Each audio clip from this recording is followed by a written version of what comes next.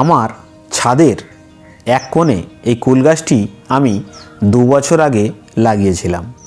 এই 2 বছরে টোটাল আমি 3 বার কুল নিলাম এই কুল গাছ থেকে। এই কুলটি আমার সবুজ জাতের হাইব্রিড কুল।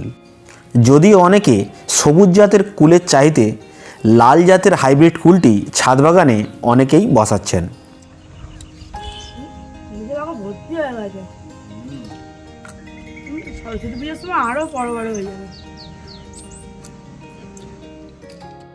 ফাঁকা ছাদের ওপর এমন একটি সুন্দর কুলের গাছ থাকলে হনুমানের অত্যাচার হবেই।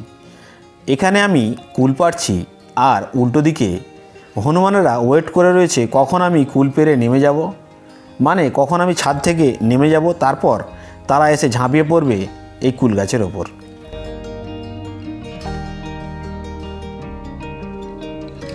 নমস্কার বন্ধুরা, আমি বিনয় আর আপনারা দেখছেন গার্ডেনিং চ্যানেল।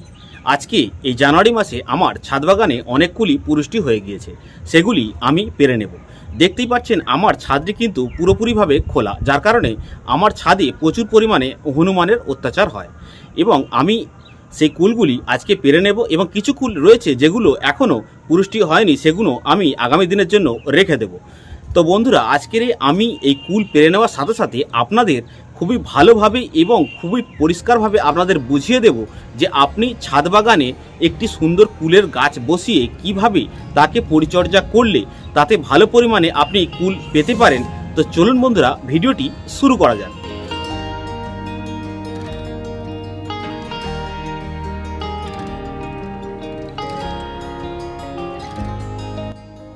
ছাদের ওপর একটি সুন্দর কুলের গাছ রেডি করার জন্য মূল 5টি জিনিস আমাদের মাথায় রাখলেই হবে।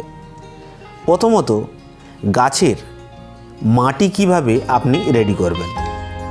2 নম্বরে, একটি ছোট গাছ আপনি বাজার থেকে কিনে আনার পর সেটিকে কত ইঞ্চি টবে আপনি বসাবেন। এরপর সেই ছোট গাছটিকে আপনি তাড়াতাড়ি কিভাবে বড় করবেন। এরপর 4 নম্বরে, গাছটি শুধুমাত্র মাথায় বড় হলে হবে না, গাছে অতিরিক্ত পরিমাণে ফুল আনবেন কিভাবে। এবং এরপর 5 নম্বরে, গাছে ফুল আসার পর তাতে আপনি কীরূপ পরিচর্যা করলে তা থেকে অতিরিক্ত পরিমাণে কুল পাওয়া সম্ভব। এছাড়াও আরও অনেক রয়েছে যে গাছটির মধ্যে গাছের বিভিন্ন রোগ পোকা এবং বিভিন্ন রকমের সমস্যা দেখা দেয়।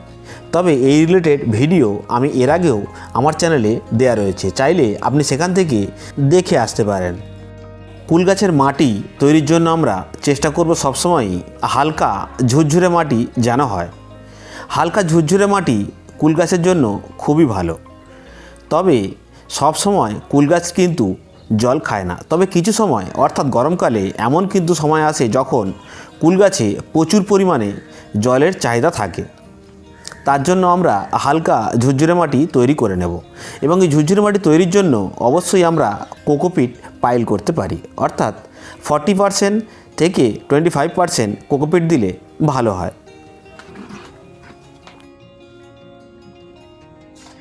এরপর ছোট কুল গাছটি যখন আমরা কিনে আনি, তারপর চিন্তা হয় যে ছোট কুল গাছটি আমরা কত ইঞ্চি টবে বা বালতিতে বসাবো।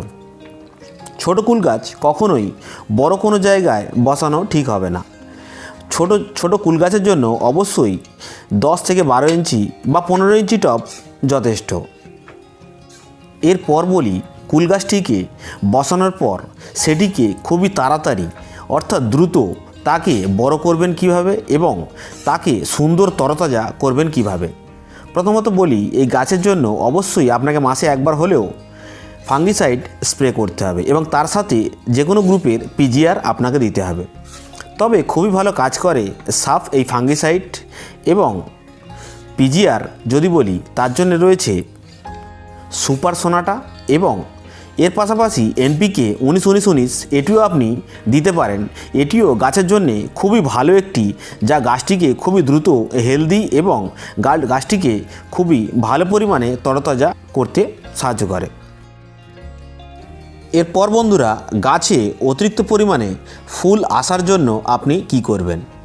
এখানে বন্ধুরা দেখতেই পাচ্ছেন গাছের আমি কিন্তু ফল পেরে নেওয়ার সাথে সাথে অর্থাৎ কুল কিন্তু পেরে নেওয়ার সাথে সাথে আমি অনেক কিন্তু ডাল ছাঁটাই করছি। অর্থাৎ আগামী দিনে বেশি পরিমাণে যাতে ফুল আসে এবং নতুন পাতা গজায় তার জন্যে অবশ্যই আপনাকে কাটিং করতে হবে গাছটির মধ্যে। যদি আপনি কাটিং না করেন তাহলে নতুন পাতা গজাবে না এবং নতুন পাতার মধ্যেই কিন্তু বেশি ফুল ফল আসে, যার ফলে আপনাকে ভালো পরিমাণে গাছটিতে কাটিং করতে হবে বেশি পরিমাণে ফল আনার জন্য। কুল গাছের পরিচর্যার ক্ষেত্রে দুটি জিনিস মাথায় রাখলেই হবে। এক, কুল গাছে ফুল ধরার আগে আপনি কি পরিচর্যা করছেন এবং কুল গাছে ফুল ধরার পর অর্থাৎ ফুল থেকে ফলে সেট হয়ে যাওয়ার পর আপনি কি পরিচর্যা করছেন। এই দুটি জিনিস মাথায় রাখলেই কিন্তু আপনি যথেষ্ট পরিমাণে কুল এই ছাদ বাগান থেকেই পেতে পারেন। প্রথমত বলে রাখি, কুলে যখন ফুল ধরবে তখন কিন্তু কোনোভাবেই ফাঙ্গিসাইড বা কীটনাশক প্রয়োগ করা যাবে না, কেননা এই ফুল ধরা অবস্থায় যদি আপনি ফাঙ্গিসাইড বা কীটনাশক প্রয়োগ করেন তাতে কিন্তু পরাগায়নের সমস্যা হতে পারে, যার ফলে প্রচুর পরিমাণে ফুল ঝরে যেতে পারে। সুতরাং ফুল ধরা অবস্থায় কখনোই গাছে কীটনাশক বা ছত্রাকনাশক প্রয়োগ করা যাবে না। তো আশা করি বন্ধুরা আজকের এই ভিডিওতে ছাদের উপর কিভাবে কুল গাছ বসাবেন এবং তার যত্ন পরিচর্যা করবেন সে সম্পর্কে একটু হলেও আমি বোঝাতে পেরেছি। তো বন্ধুরা আজকের এই ভিডিওটি আমি এখানেই শেষ করছি। আবার দেখা হচ্ছে পরের কোনো নতুন ভিডিওতে। ততক্ষণ পর্যন্ত বন্ধুরা টাটা, বাই বাই এবং জয় হিন্দ।